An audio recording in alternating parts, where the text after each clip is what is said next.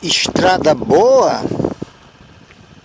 Pois é, a Prefeitura de Crateús, Ceará, está usando o slogan Programa Estrada Boa por conta da recuperação de estradas do interior do município.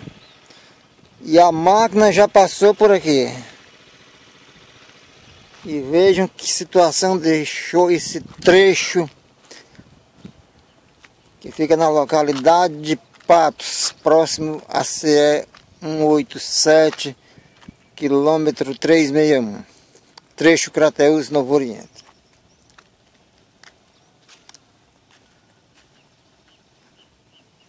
A máquina passou por aqui e vejam como ficou. Será que isso é estrada boa?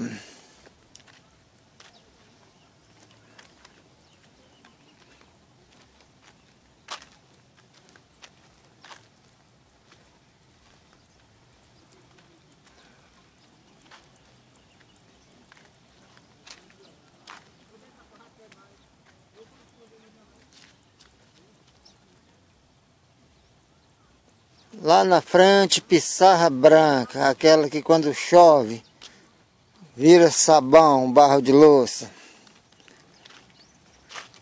Para o verão não é ruim, mas basta cair água em cima, tudo liso.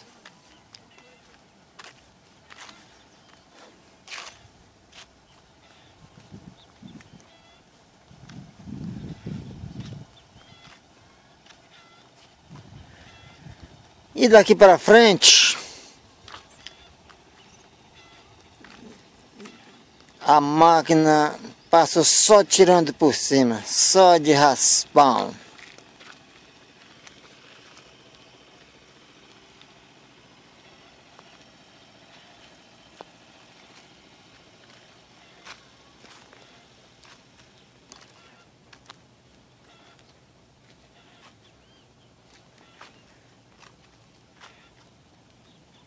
Pois é, foram quase 3 minutos com um trecho da localidade de Patos, onde a máquina passou e deixou esse pedaço aqui nessa situação.